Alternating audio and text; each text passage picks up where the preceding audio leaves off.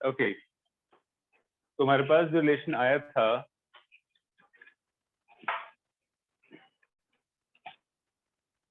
that was drift velocity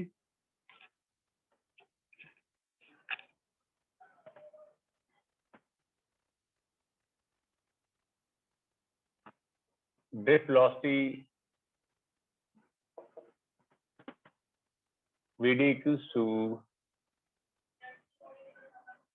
minus E capital E tau by ambulation था हमारे पास, ठीक है। यस सर, तो आज रिवाइज हम किया इससे, होगा। अरे very good,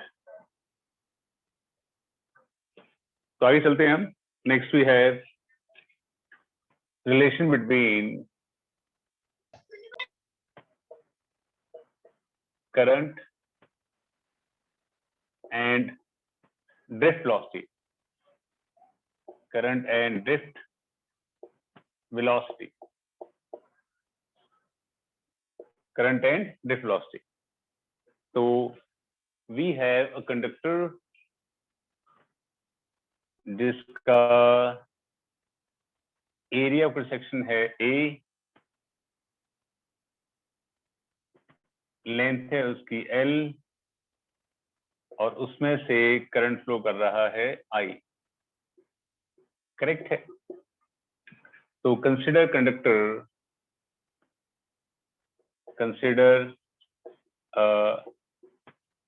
conductor of length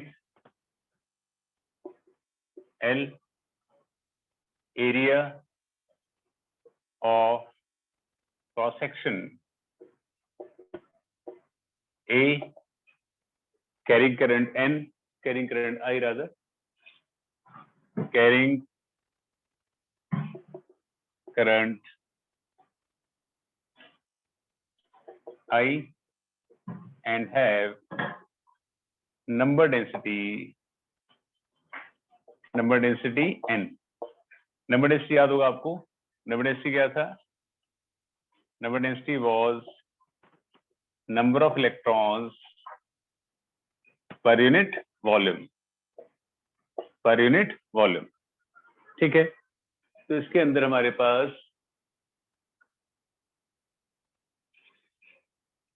total number of conductor क्या हो जाएंगे, टोटल नंबर ऑफ इलेक्ट्रॉन्स क्या आ जाएंगे, number of electrons per volume है तो n इंटू वॉल्यूम हो जाएगा।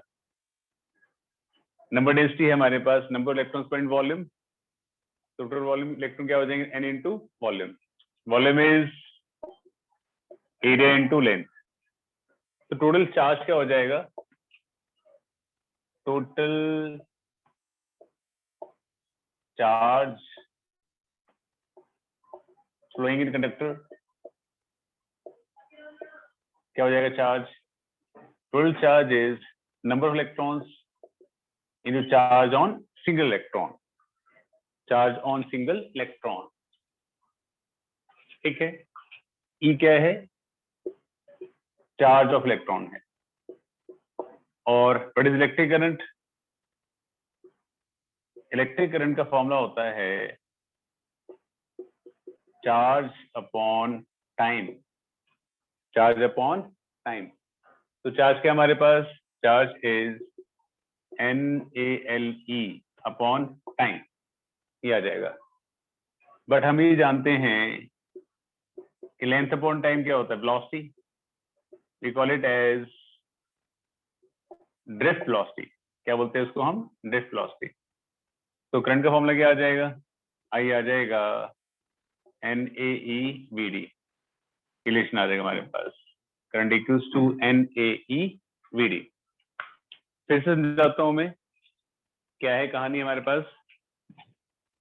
अकॉर्डिंग टू रिलेशन हमारे पास है एक कंडक्टर, रिलेशन ड्राइव करना है हमने करंट और ड्रिफ्ट वेलोसिटी में। एक कंडक्टर का एरिया क्रॉस सेक्शन A है, लेंथ L है, कैरिंग करंट I, तो N हमारे पास है number density is defined as number of electrons per unit volume. तो इसके अंदर टोटल नंबर इलेक्ट्रॉन क्या हो जाएंगे, N इंटू वॉल्यूम हो जाएगा, volume is area into length, ठीक है।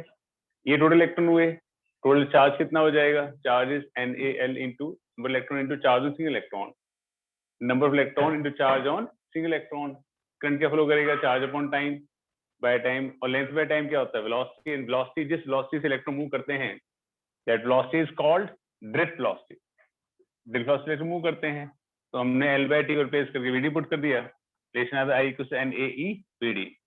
करेक्ट है, ये हमारे पास आ गया relation. Am I clear to everybody? Yes, sir. चलो ठीक है, फटाफट से नोट करिए, फिर मैं आगे कराता हूँ। Hurry up.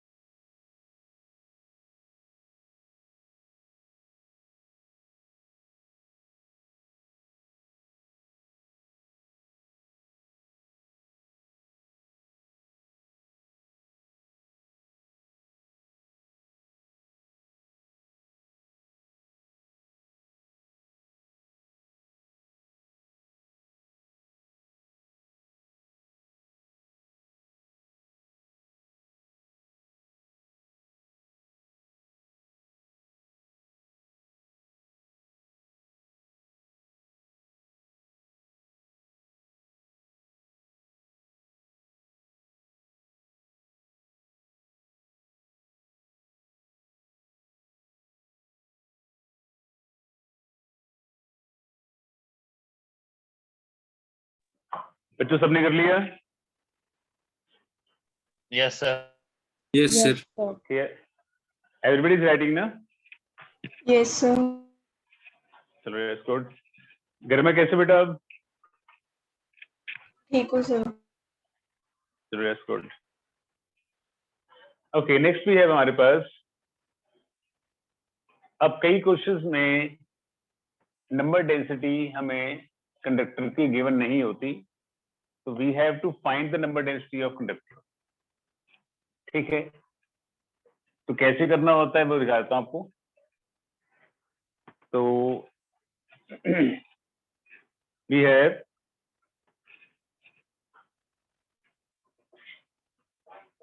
how to find number density of a conductor। ठीक है, अब मान लो सपोज आपको गिवन है कि कंडक्टर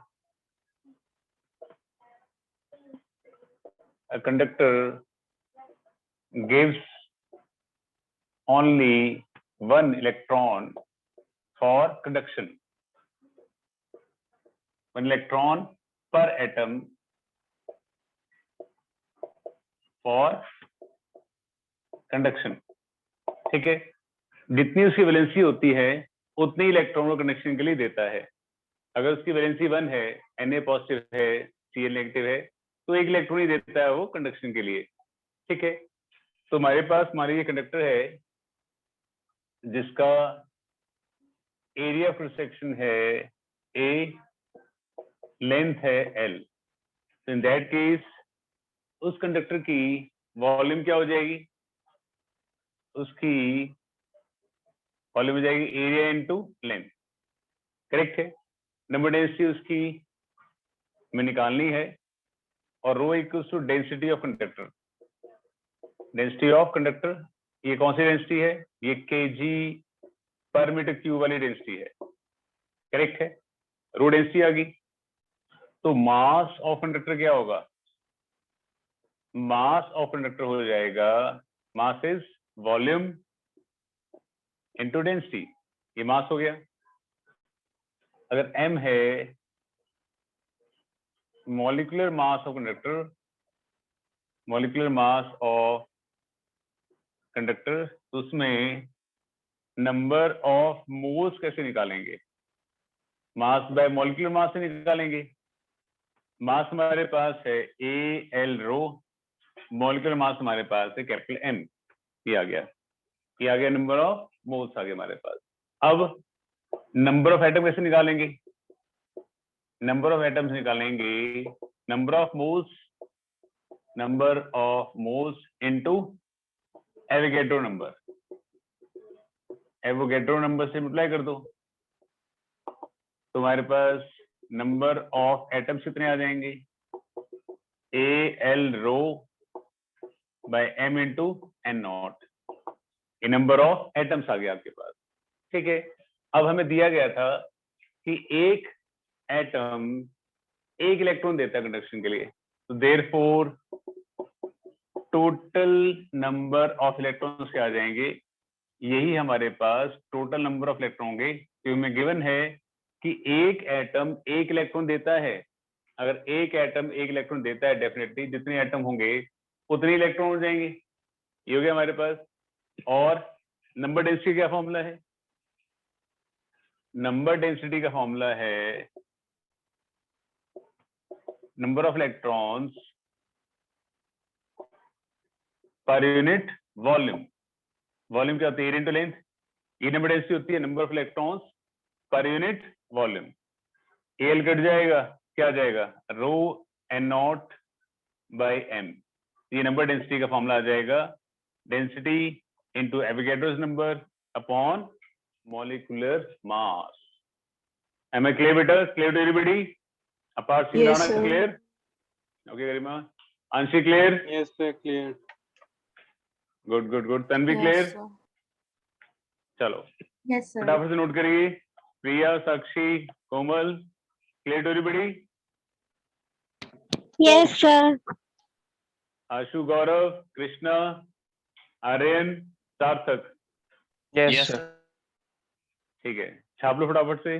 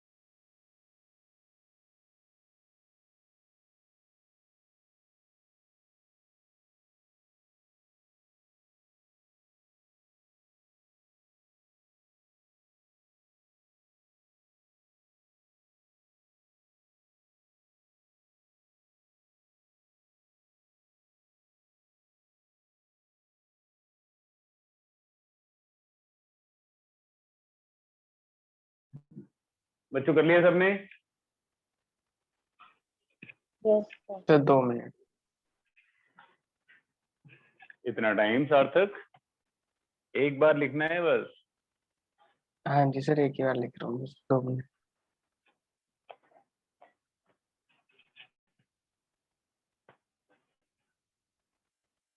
कृष्णा कर लिया?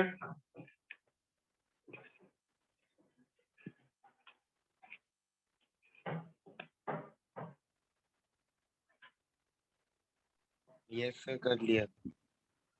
Okay,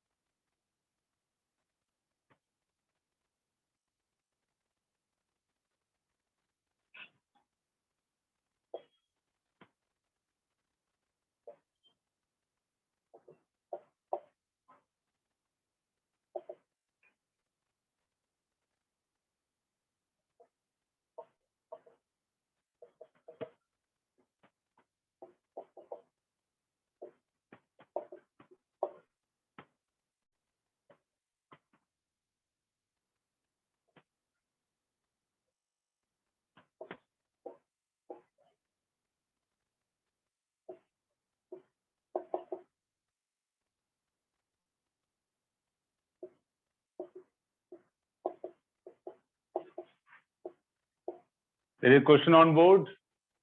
Copper cylinder of density 2s/3 kg per meter cube, area this thing 4 centimeter square, carries a current of 10 ampere. Find drift velocity of electron. Molecular mass of copper is 63.5 gram per mole. Try to solve that question.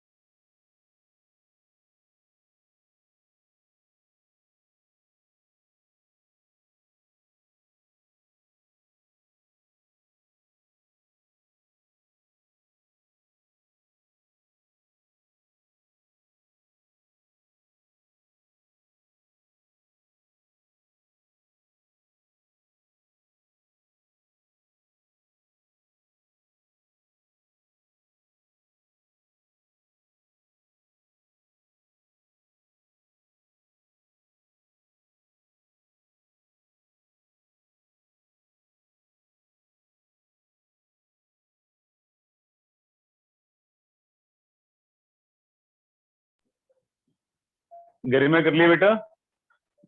No, sir. कोमल आपने कर लिया?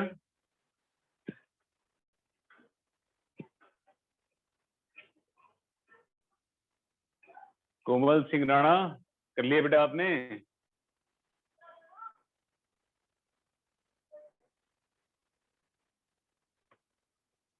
जवाब नहीं देते बच्चे। आपने कर लिया सार्थक? 2 सेकंड।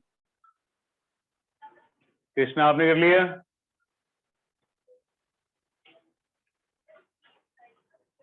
कृष्णा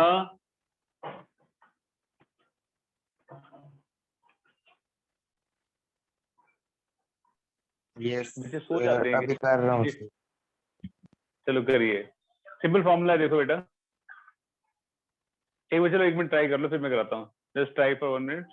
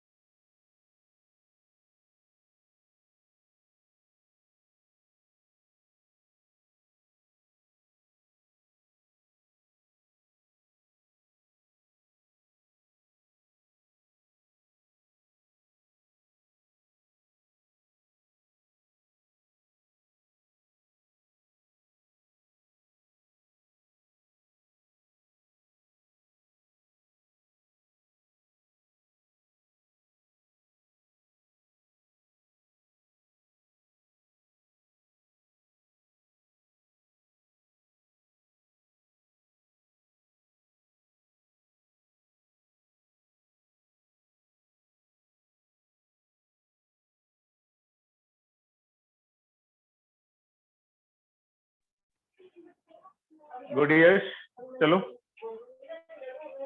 तो हमें निकालनी है ड्रिफ्ट वेलोसिटी। पहले get number density. Density is 2 into 10⁻³ average 6 into 10⁻23 63.5 gram है, तो हमने इसको केजी में कन्वर्ट कर लिया। यहाँ से निकाल दिया n। उसके बाद ड्रिफ्ट वेलोसिटी का formula I upon N A E. Current हमारे पास है 10 एम्पियर। नंबर डेंसिटी निकाल ली। एरिया इज 4 सेंटीमीटर स्क्वायर, 10⁻⁴, 1.6 10⁻⁻19 ये आ जाएगी मीटर पर सेकेंड। ये हमारे पास विस्कोसिटी की वैल्यू आ जाएगी। क्लियर बेटा? Yes sir. सबको क्लियर है? Yes sir. सबको क्लियर है? एक्टिवली पार्टिसिपेट Yes, करिए, sir. सो क्यों जाते हो? Yes, Okay. sir. ठीक है, ओके चलो आगे बढ़ते हैं हम। नेक्स्ट भी है, किसी को नोट तो नहीं करना? किसी को नोट करना है? Sir, No, 2 sir. minutes. Okay Sakshi, okay.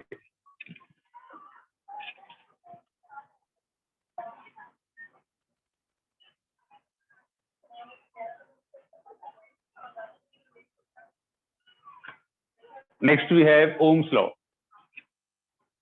Ohms law Yes, क्या sir. है? हो गया. ओके बेटा, ओम्स लॉ है हमारे पास, keeping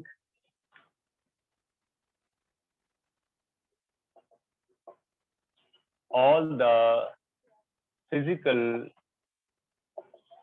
conditions constant. Keeping all the physical conditions constant, current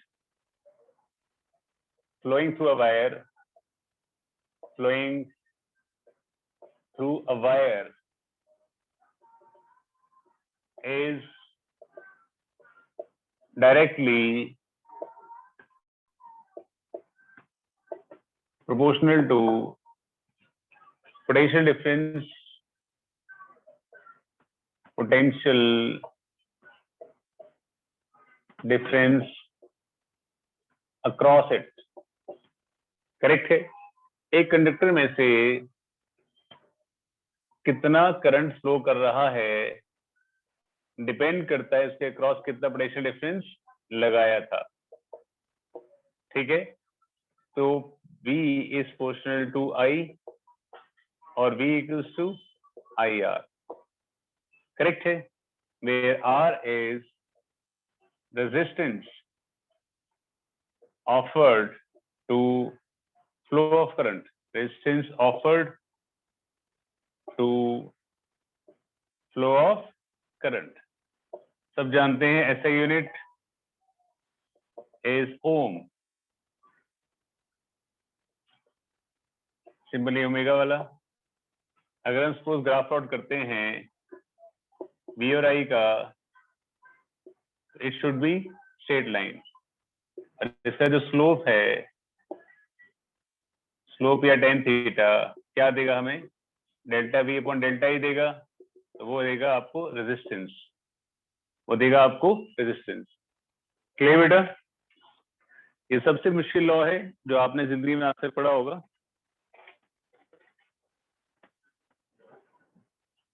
is it clear to everybody? Yes sir. Yes, sir. Yes sir. Okay, फटाफट से note करिए। विशाल बाबू समझ में आ रहा है? Yes sir. गुड।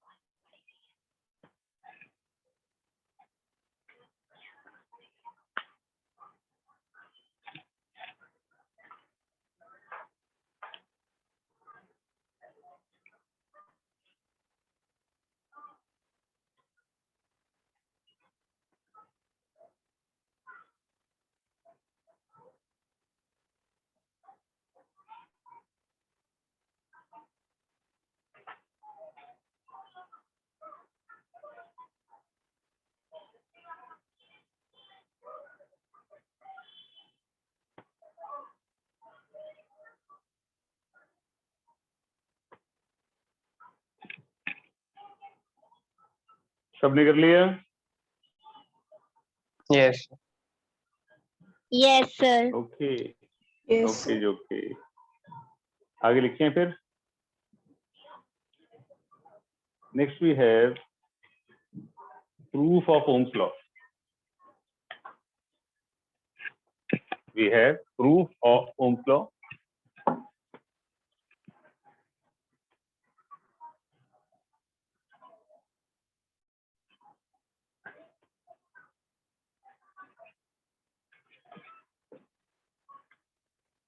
प्रूफ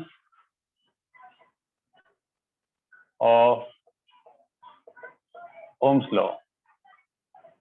क्या प्रूफ है हमारे पास? To prove Ohm's law we have to prove that V1I is constant. V1I is constant. अब हम जानते हैं, as we know, day velocity formula क्या है हमारे पास? I अपॉन NAE या E capital E tau by M, ये दो फॉर्मूले हैं। ये नेगेटिव साइन होता था, नेगेटिव साइन से रिप्रेजेंट करता था कि velocity is opposite to electric field, but just we are comparing the magnitude, so we are just ignoring the negative sign. Okay, अब हम जानते हैं कि इलेक्ट्रिक फील्ड क्या होती है? Potential by length. वो भी क्या है? पोटेंशियल बाय लेंथ, ये फॉर्मूला है। तो डिस्प्लेसमेंट फॉर्मूला क्या आ जाएगा हमारे पास? क्या straight away I upon NAE E tau V by ML आ जाएगा। तो V अपॉन आई क्या आ जाएगा? ML upon NAE square tau, ये आ जाएगा, इजंट इट? अब हमें कहा गया था ओम्स लॉ में, eight physical condition constant, physical conditions constant, अगर कांस्टेंट हैं, इन दैट केस मास कांस्टेंट हो जाएगा, लेंथ वैसी कांस्टेंट है, नंबर डेंसिटी कांस्टेंट है, एरिया कांस्टेंट है, चार्ज कांस्टेंट, लेंथ भी कांस्टेंट है, ये सब कुछ क्या कांस्टेंट हो जाएगा? ये सब कुछ कांस्टेंट हो जाएगा तो V अपॉन आई क्या हो जाएगा? कांस्टेंट हो जाएगा। और मैं क्या प्रूव करना था? ये प्रूव करना था V अपॉन आई हमारा कांस्टेंट है। यहाँ से हमारा ओम्स लॉ प्रूव्ड हो गया, हेंस प्रूव्ड। आई रिपीट, हमने बस सिंपल से क्या किया?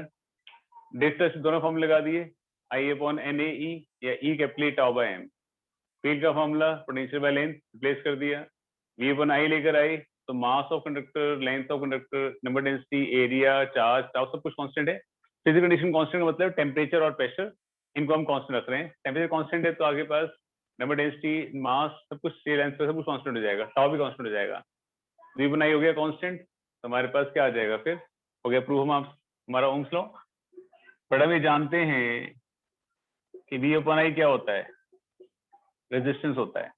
इसका मतलब ये सारी वैल्यू जो है ये रेजिस्टेंस की वैल्यू है, करेक्ट है?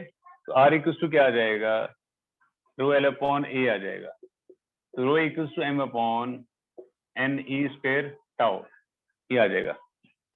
यहाँ पे था हमारे पास टाउ था, सॉरी। तो ये हमारा रो का फॉर्मूला आ जाएगा। What is rho? Rho is called specific resistance, और इसका नाम क्या है? रेजिस्टिविटी है, करेक्ट है? इसकी ऐसा यूनिट जो होती है वो होती है हमारे पास ओम मीटर, ओम मीटर, करेक्ट है? तो रेजिस्टेंस मामला आ गया रो L अपॉन A। फिलहाल ही नोट करिए, उसके बाद मैं आगे कराता हूँ, ठीक है?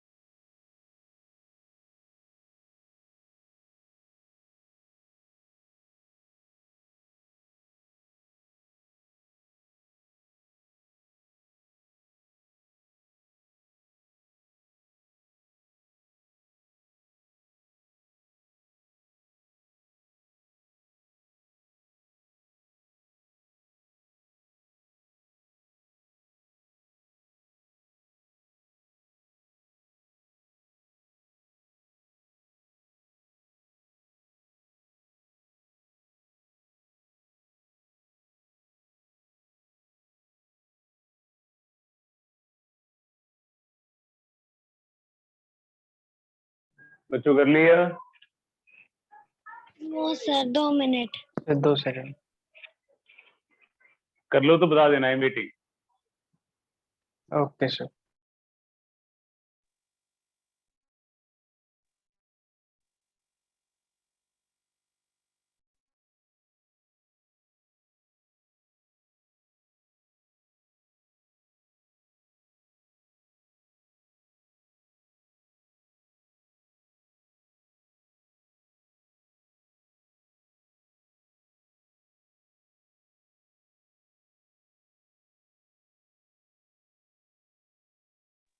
हो गया सर। सर एक बार समरी दे दो सर प्रूफ का।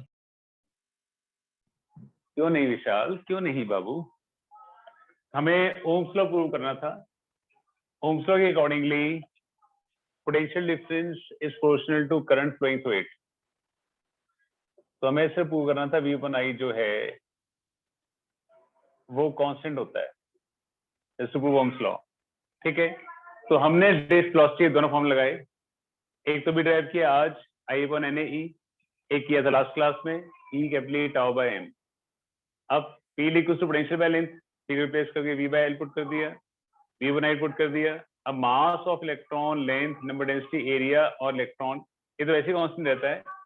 टाउ डिपेंड करता है टेम्परेचर पर, बट अगर आपने फिजिकल कंडीशन कांस्टेंट रखी हुई है तो टेम्परेचर कांस्टेंट रहेगा तो टाउ भी कांस्टेंट हो जाएगा। फिर साइड टाइम क्या हो जाएगी? कांस्टेंट हो जाएगी। साइड टाइम कांस्टेंट हो जाएगी तो अब V upon I भी कांस्टेंट हो जाएगा। यहाँ से हमारा लॉ प्रूव हो जाएगा। बट हमें जानते हैं V upon I क्या होता है, रेजिस्टेंस। तो ये सारी टर्म वैल्यू जो रेजिस्टेंस के इक्वल है, इसमें से L by A अलग करके बाकी टर्म को नाम दे दिया rho. Rho is called specific resistance और resistivity. Clear Vishal? Yes sir. Okay, तुम्हारे पास जो फॉर्मूला आया है रेजिस्टेंस का वो आया है रो L upon A। ठीक है, अब रो जो है स्पेसिफिक रेजिस्टेंस या resistivity is a material property. आपकी रो जो है इज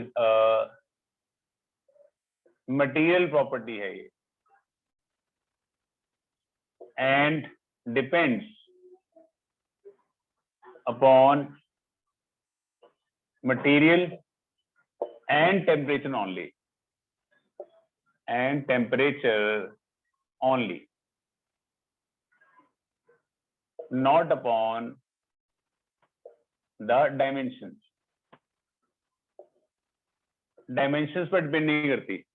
मतलब आगे पास जो कंडक्टर है वो चाहे इतना बड़ा है या उसको और बड़ा कर दीजिए खींच के, या दबा के मोटा कर दीजिए उसको, उससे उसकी रेजिस्टिविटी पर कोई फर्क नहीं पड़ेगा।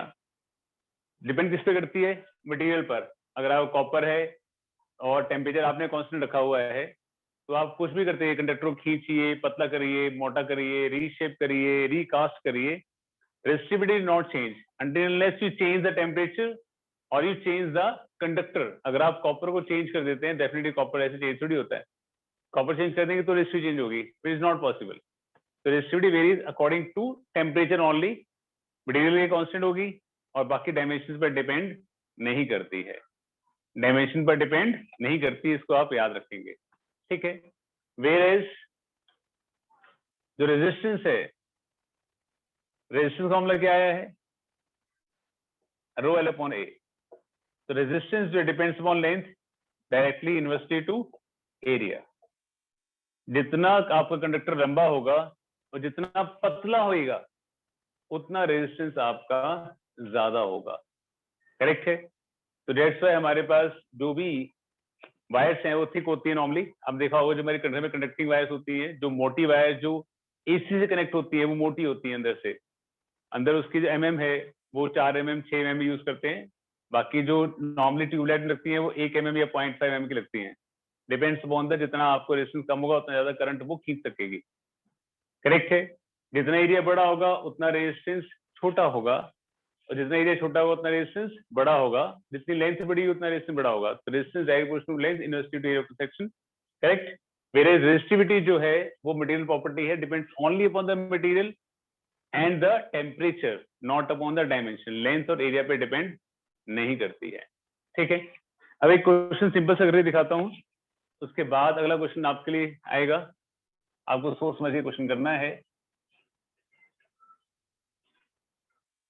तो क्वेश्चन हमारे पास इस तरह है कि हमारे पास एक वायर थी, जस्ट लिसन द क्वेश्चन। एक वायर थी हमारे पास, उसकी लेंथ एल थी, आपने इसको इसका रेजिस्टेंस आर था, आपने खींच के इसको पतला कर दिया, लेंथ को आपने 2L कर दिया। तो आपने इस वायर का नया रेजिस्टेंस निकालना है। पुराना रेजिस्टेंस क्या था? ρL/A। अब जब खींच के लंबा करेंगे तो वॉल्यूम कांस्टेंट रहेगी, volume is area into length, नया एरिया नई लेंथ, तो नया एरिया जो है ओरिजिनल का हाफ हो जाएगा। खींचेंगे तो वायर लंबी होगी तो पतली भी तो होगी ना। इन दैट केस नया रेजिस्टेंस क्या आ जाएगा? Length is 2L, area is A/2 हो जाएगा, तो 4 टाइम्स ρL/A हो जाएगा। इसका मतलब नया रेजिस्टेंस जो है 4 टाइम्स ऑफ ओरिजिनल रेजिस्टेंस हो जाएगा। समझ आया क्वेश्चन कैसे करना है? अगर हम किसी वायर को खींच के रिकास्ट करके we are changing the shape, तो we have to just compare the volume initially, volume करके एरिया लेंथ में रिलेशन निकाल दो, put then the formula and get the answer. तो आपको अकॉर्डिंगली आंसर ऑटोमेटिकली मिल जाएगा। समझ गए मेरी बात को बेटा? Yes, sir. Yes sir. Sir ये तो sir Okay, that's constant good. हुआ। कौन कांस्टेंट हुआ?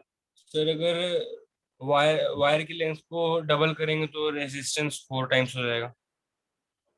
हाँ ओके सर। हाँ ओके। क्वेश्चन हमारे पास, a wire of resistance 20 ohm is recast,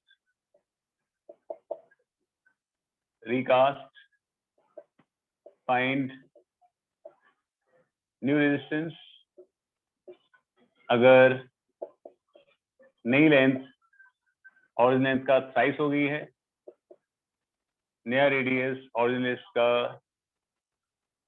1/3 हो गया है, नया रेडियस, ये रेडियस है आर, रेडियस ऑफ वायर, नया रेडियस ओरिजिनल का 2 टाइम्स हो गया है। करिए क्वेश्चन।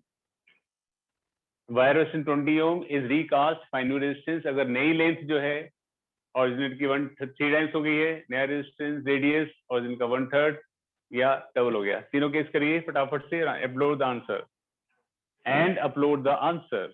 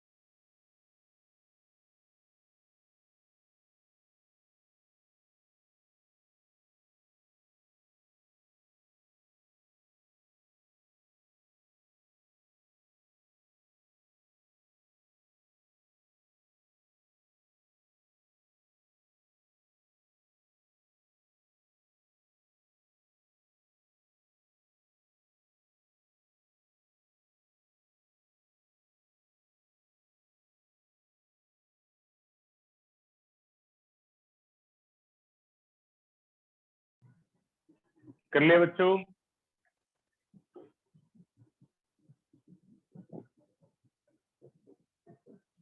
बच्चा प्राणी कर लिया? सर कर रहे हैं 2 मिनट। ओके।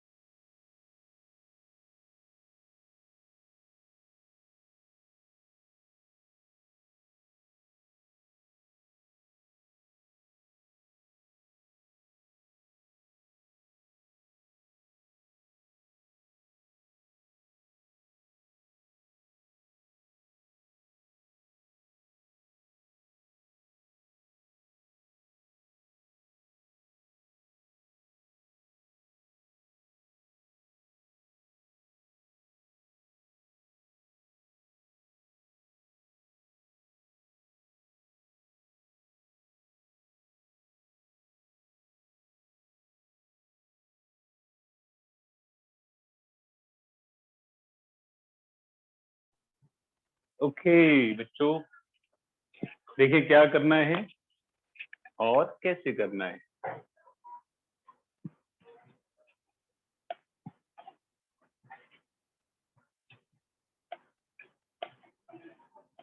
अपार बेटा कर लिया आपने? सर कर रहा हूँ।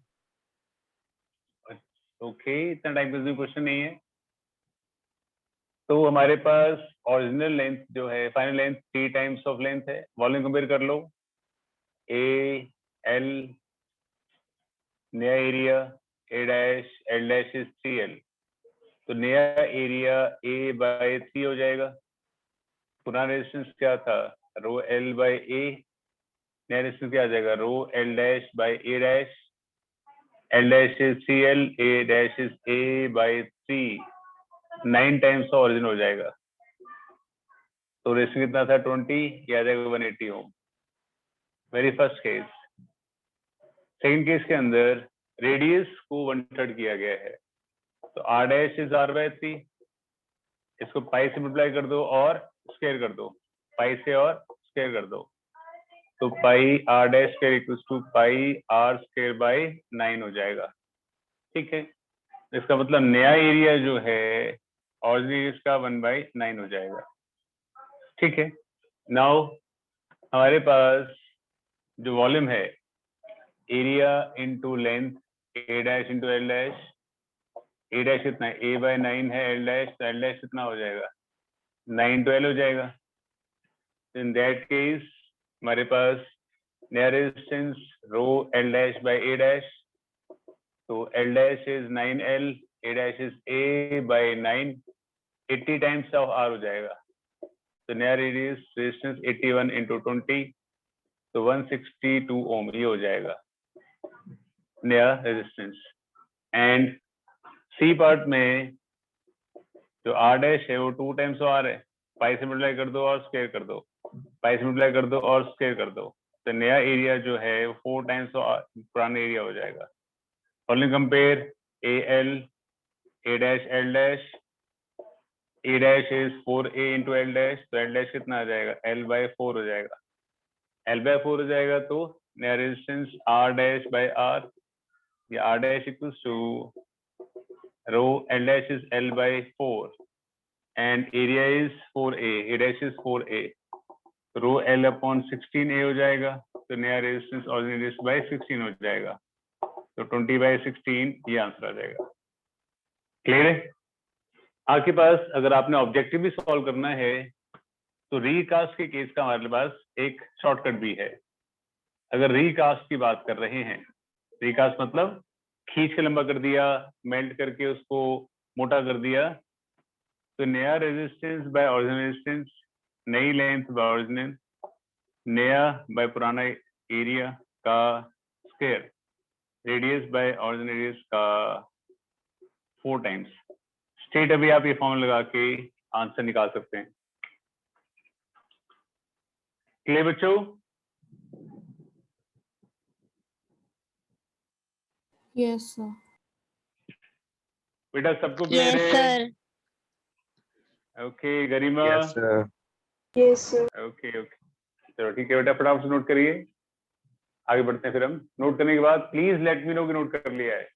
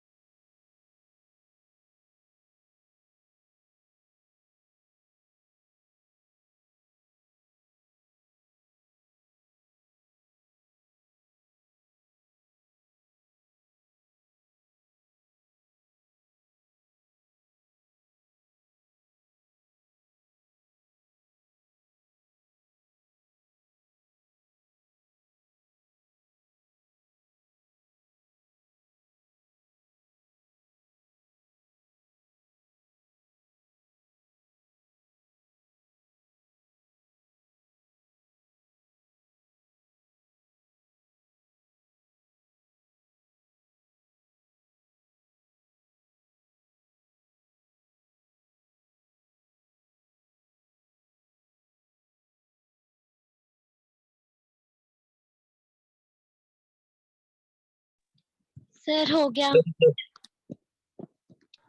चलो दैट्स गुड, सबने कर लिया बच्चों? बस 2 मिनट। Yes, sir. कि सार्थक, अरे बेटा हरियर, समझ में आ गया इतना?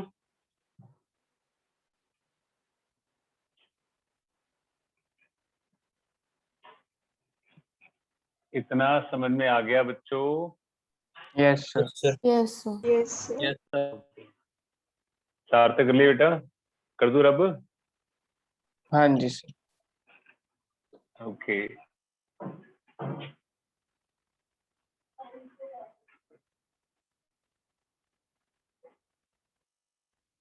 हाँ जी, कहानी जो हमारे पास है उसको देखा जाएगा एक बार। Next we have types of conductors. Types of conductors basically दो तरह के होते हैं, एक ohmic conductors which follows Ohm's law, which follows Ohm's law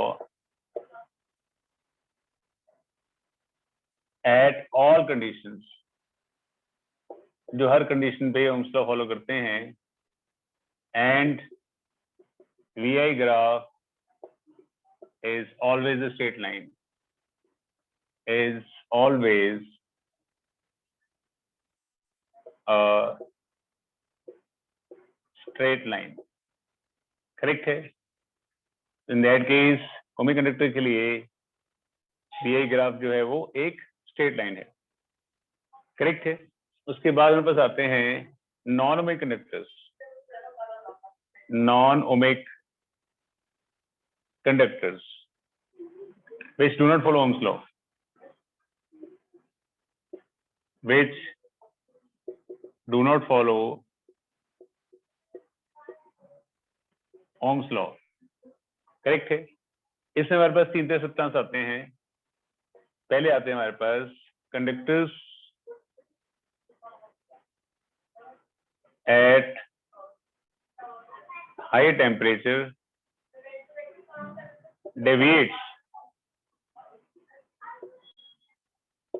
from Ohm's law, मतलब टेम्परेचर बढ़ने पर रेजिस्टेंस जो इंक्रीज कर जाता है, जिससे सब्सटेंस जो है आपका स्ट्रेट लाइन ना होके डेविएट कर जाता है Ohm's law पे, ठीक है?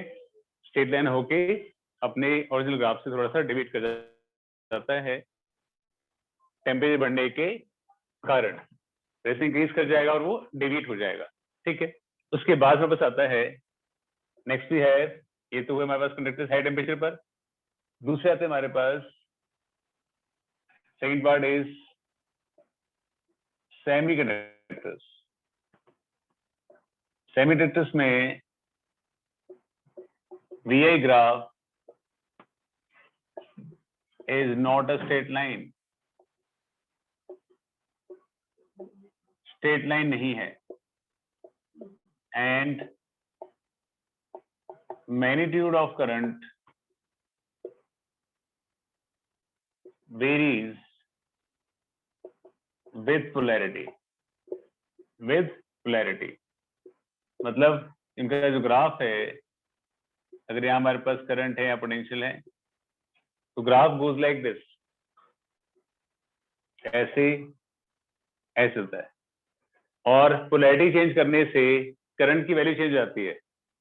मतलब अगर सपोज आपने कंडक्टर को यहाँ पॉजिटिव लगाया है या नेगेटिव, तो कुछ करंट पास करेगा, पोलैरिटी चेंज कर दोगे तो करंट वो बहुत ज्यादा कम हो जाएगा, बहुत ज्यादा कम हो जाएगा पोलैरिटी चेंज करने से, करेक्ट है? बट हमने ओम्स लॉ में पढ़ा है कि पोलैरिटी का फर्क ही नहीं होता कोई भी। ओम्स लॉ अकॉर्डिंग तो VI graph is always straight line, but in case semiconductors आपका ग्राफ एक तो स्ट्रेट लाइन नहीं है, दूसरा पोलैरिटी चेंज करते हैं तो करंट की वैल्यू भी चेंज हो जाती है। अगर सपोज पॉजिटिव फॉर्म में करंट आपका मिली एम्पियर्स में आ रहा है, तो पोलैरिटी रिवर्स करने में करंट आपका माइक्रो एम्पियर्स में आ जाता है। मिली आप जानते हैं 10⁻³ होता है, और माइक्रो आप जानते हैं 10⁻⁻6 होता है, क्लियर है? तो पोलैरिटी चेंज करने पर करंट में 1000 गुना का फर्क आ गया, तो इस तरह के सब्सटेंस कहलाते हैं आपके नॉन ओमिक, जो ओम्स लॉ को फॉलो नहीं करते। तो इसमें हमारे पास तीन है।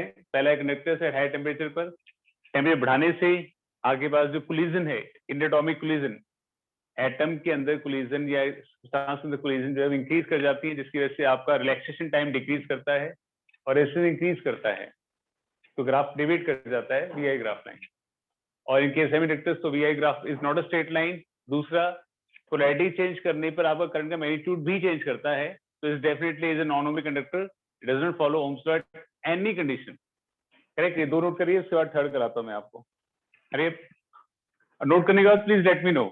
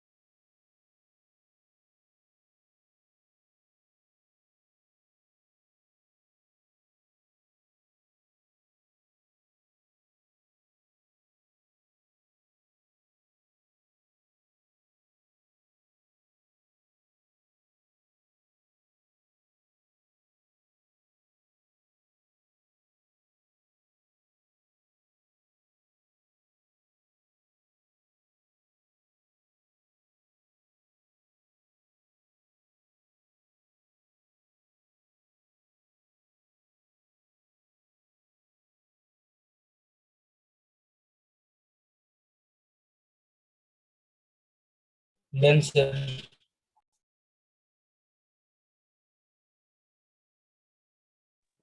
सबने कर लिया बच्चों? Yes, दो sir. Second. Yes, sir. 2 minute किसने बोला? सार्थक। ओके सार्थक, चलिए अब पार्सिंग कर लिया आपने?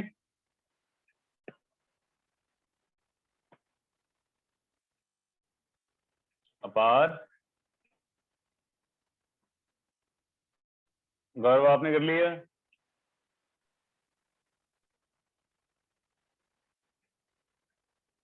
गौरव, नो रिप्लाई। चलो ओके। उसके बाद थर्ड जो केस आता है वो आता है हमारे पास थर्मिस्टर्स का। थर्मिस्टर्स,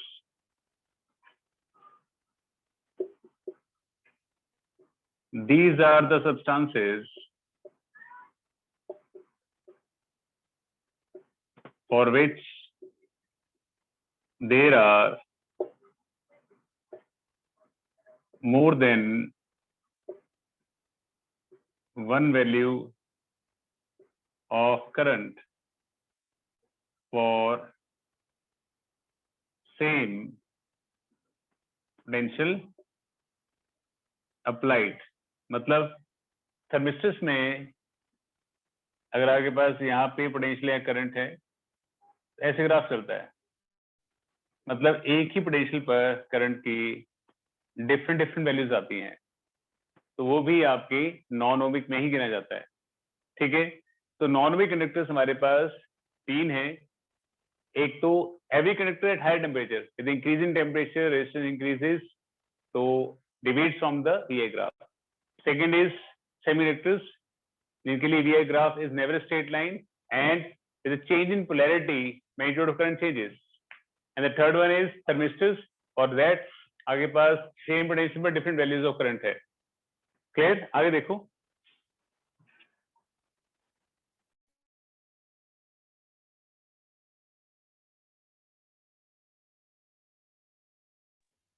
आगे देखिए, नेक्स्ट वी हैव, हमारे पास आता है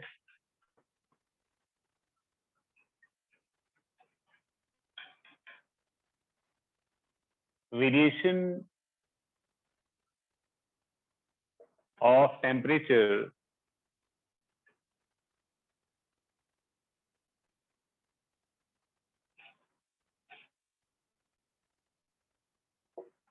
variation of resistance with temperature। Sir video blur हो रही है।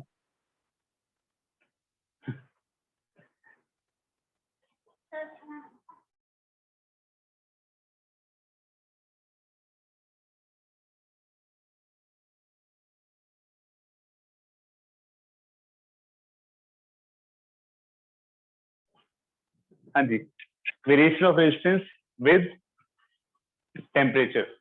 हमारे पास जो है कई तरह के सब्सटेंस आते हैं। पहले आते हैं हमारे पास metallic conductors. Metallic conductors,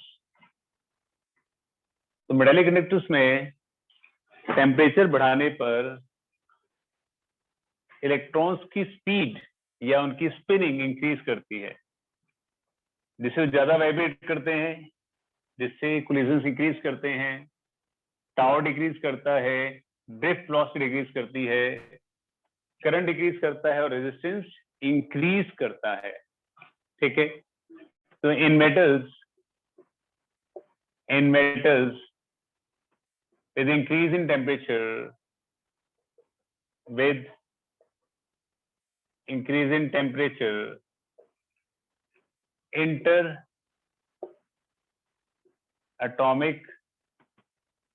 collisions increase कर जाती हैं, और inter-atomic collision increases, drift velocity and tau decreases, as a result resistance increases। जितना drift velocity डिक्रीज करेगी उतना टाइम करंट को ज्यादा लगेगा, उतना ही रेजिस्टेंस आपका इंक्रीज कर जाएगा। तो the increase in resistance is directly proportional to increase in temperature and original resistance। मतलब मेटालिक कंडक्टर्स में टेम्परेचर बढ़ाने पर रेजिस्टेंस इंक्रीज करता है, करेक्ट है। अगर मान लें कि R1 है resistance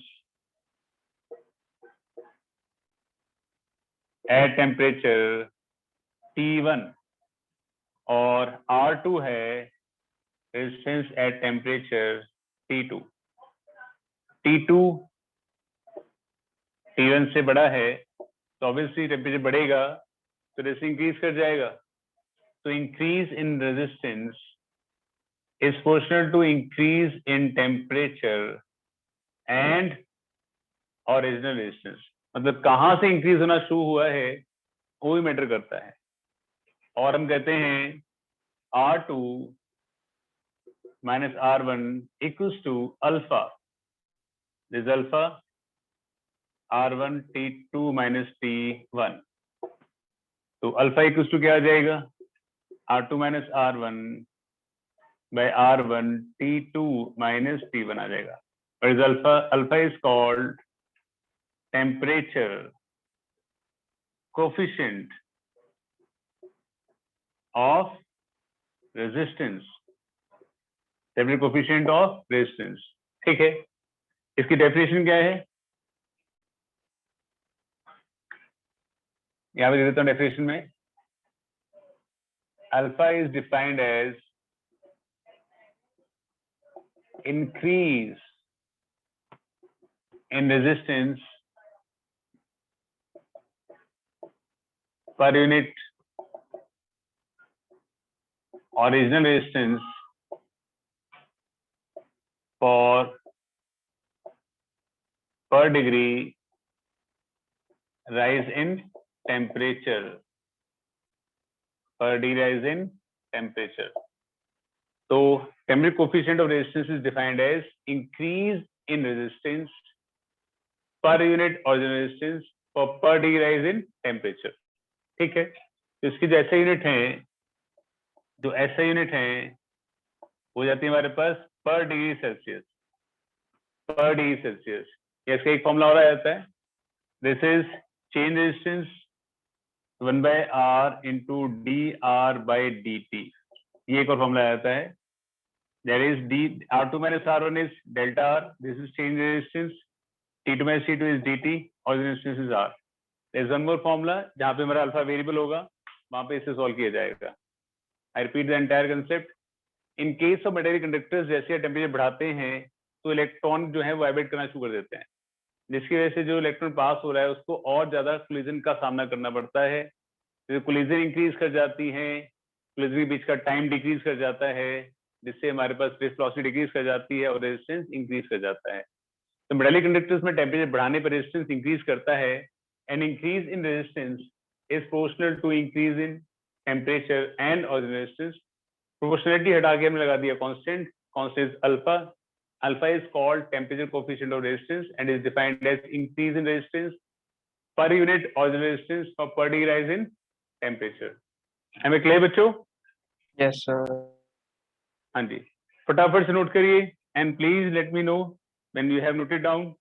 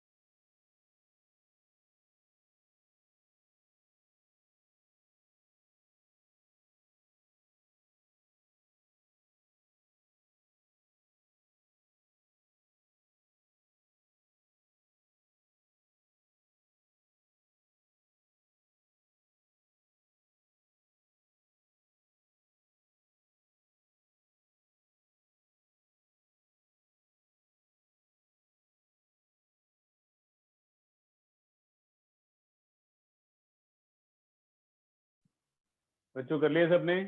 sir 2 minute.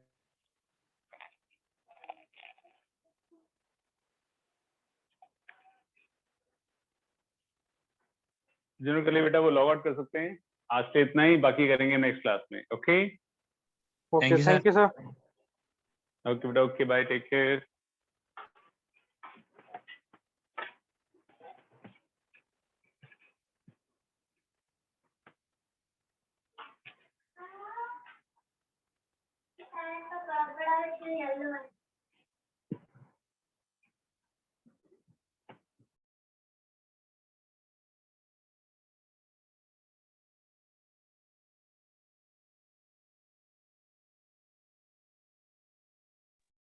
Thank you sir.